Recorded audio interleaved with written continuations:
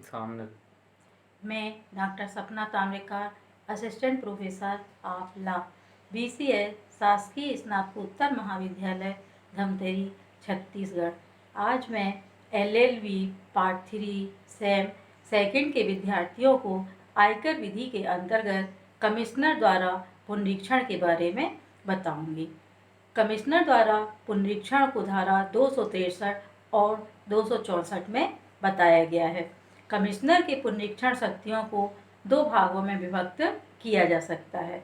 First, राजस्व के हित में पुनरीक्षण और सेकंड, निधात्री के हित में पुनरीक्षण। कमिश्नर द्वारा पुनरीक्षण। राजस्व के हित में पुनरीक्षण धारा 263।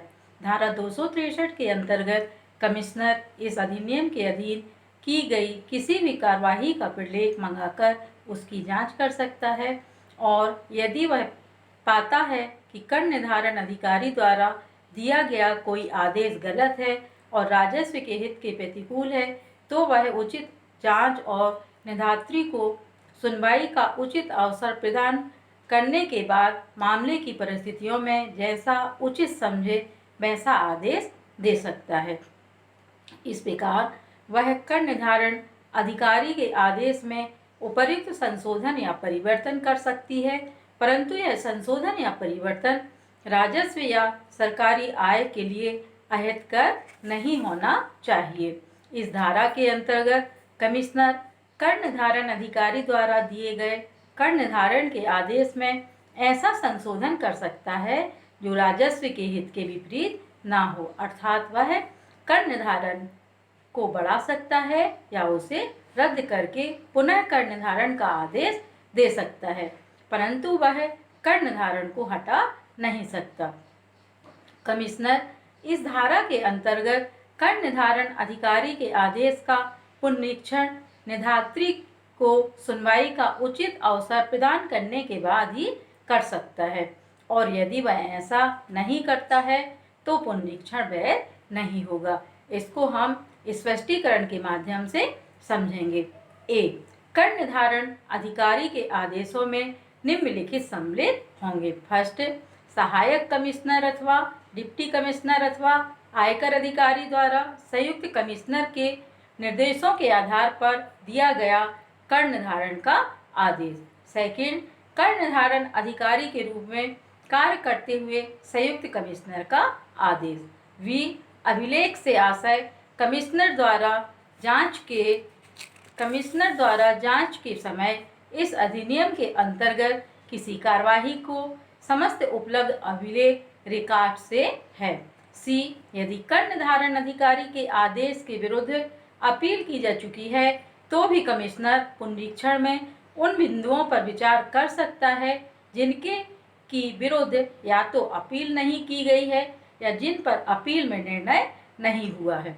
कमिश्नर आदेश पारित होने वाले उस वित्तीय वर्ष के अंत से जिसमें वह आदेश पारित किया गया था 2 वर्ष की अवधि के बाद पुनरीक्षण आदेश पारित नहीं कर सकता है।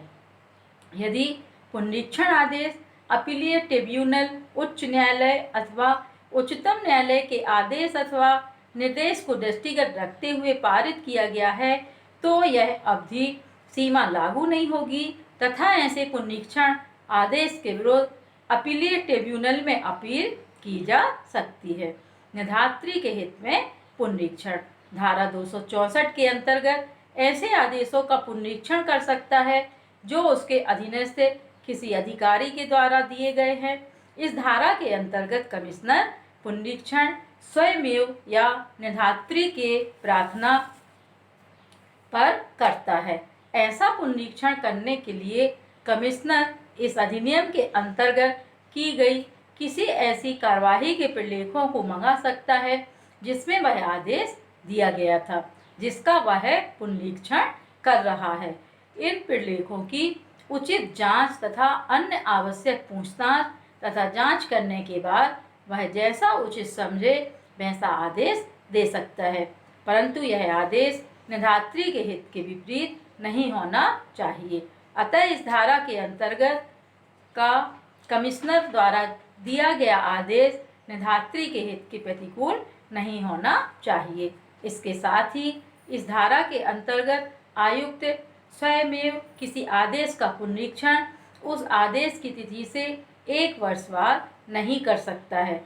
जहाँ पर पुनरीक्षण निधात्री के प्रार्थना पत्र पर किया जाना है, वहाँ निधात्री द्वारा प्रार्थना पत्र आदेश की तिथि से 1 वर्ष के अंदर प्रस्तुत कर दिया जाना चाहिए। परंतु यदि आयकर आयुक्त इस बात से संतुष्ट है कि उक्त 1 वर्ष की अवधि के अंदर प्रार्थना पत्र दाखिल न किए जाने का पर्याप्त कारण रहा है, तो वह उक्त अवधि के बाद भी प्रार्थना पत्र को स्वीकार कर सकता है। निधात्री को प्रार्थना पत्र के साथ फीस भी जमा करना पड़ता है।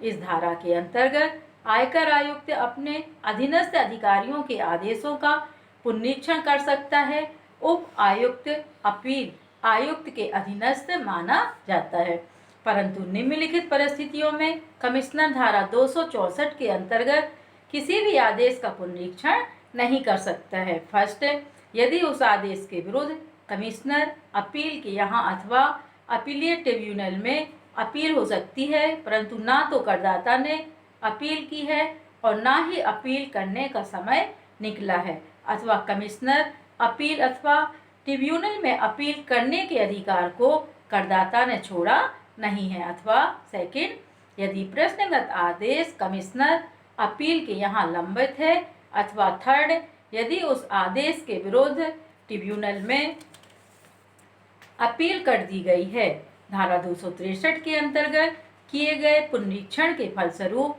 कमिश्नर द्वारा पारित किए गए आदेश के विरुद्ध ट्रिब्यूनल में अपील की जा सकती है, परंतु अन्य किसी दशा में अर्थात धारा 264 के अंतर्गत कमिश्नर द्वारा पारित किया गया आदेश अंतिम होता है यदि करदाता पुनरीक्षण के लिए प्रार्थना पत्र दिनांक 30/9/2019 के बाद देता है, तो कमिश्नर को अपना निर्णय प्रार्थना पत्र वाले वित्तीय वर्ष की समाप्ति से 1 वर्ष में दे देना चाहिए। परंतु यदि पुनरीक्षण आदेश अपीलीय ट्रिब्यूनल, उच्च न्यायालय अथवा उच्चतम न्यायालय के आदेश अथवा निर्देश को ध्यान में रखते हुए पारित किया गया है, तो उपरोक्त वर्णित अवधि लागू नहीं होगी।